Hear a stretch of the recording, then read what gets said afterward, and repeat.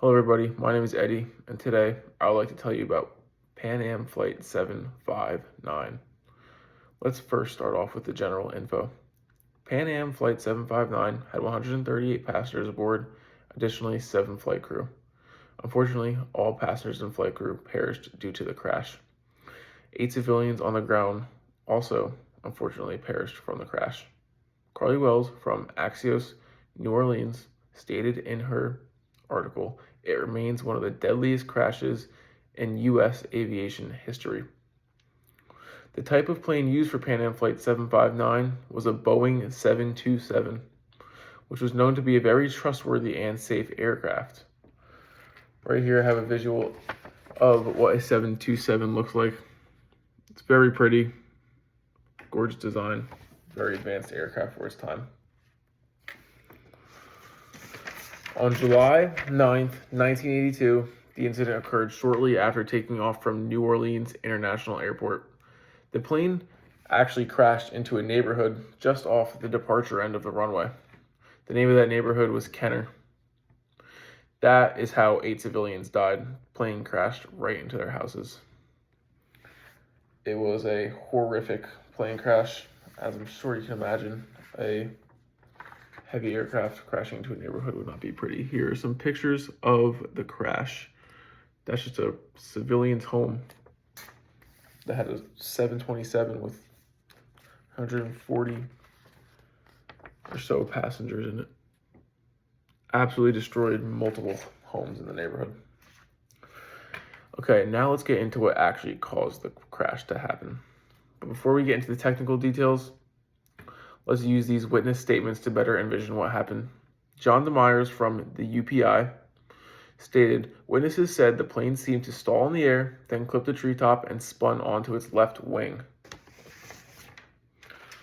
Using these statements from witnesses are very helpful for us to understand what happened to Pan Am Flight 759. As we can see, it looks like a stall had occurred, but what is the scientific explanation? Let's get into that. What happened was shortly after departure, the aircraft experienced microburst-induced wind shear. Microburst-induced wind shear is a rapid shift in wind direction that can result in a 90-knot wind direction change within seconds. Being switched rapidly from a strong headwind to a strong tailwind, as I'm sure you can assume, is not exactly ideal for a flight. And this is unfortunately what happened to Pan Am Flight 759. So just to help you better envision what microburst-induced wind shear is, right here, regular departure, climbing, you have a headwind. Downdraft from the microburst. That headwind could be 40 knots, switches to a tailwind. Could be 40 knots. That's an 80-knot shift in wind. If you lose 80 knots of indicated airspeed, your plane's not going to be able to hold its altitude, and unfortunately it's going to fall. Now, with altitude, that's fine. You can lose 100 feet. But when you are 50 feet above the ground, losing 100 feet is not an option. And unfortunately, Pan Am Flight 759 did. Luckily, this crash doesn't have to be for nothing, and because of it, we can adapt, and keep similar incidents from happening in the future. Now, I'm sure it's pretty obvious that if you experience microburst-induced wind shear shortly after departure, there's no piece of new technology or skill level that can save you. You kind of just have to hope. But there is technology and skill that can be used to not ever get into the situation in the first place. 2 recommendations I would give to prevent this from happening again in the future is for the pilots to practice better aeronautical decision making, and for aircraft and airports to be equipped with better wind shear detection devices. Fortunately, the NTSB and the FAA took that into mind.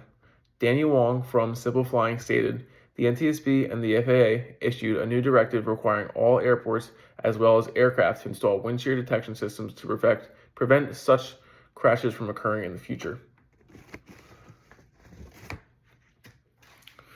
Okay, let's just conclude now. First off, I'd like to thank you all for letting me inform you about Pan Am Flight 759. It was a very tragic crash. As I'm sure you guys can see, microburst-induced wind shear is a very serious concern, but if we use the technology and proper ADM is used, it should be of no concern because you don't have to get into it in the first place. Unfortunately, these two perfectly capable tools were not used on July 9th, 1982, and it resulted in Pan Am Flight 759 crashing. Luckily, the FAA and NTSB took proper action to make the aviation industry safer in the future. So enjoy your next flight with peace of mind knowing that you are safe. Thank you.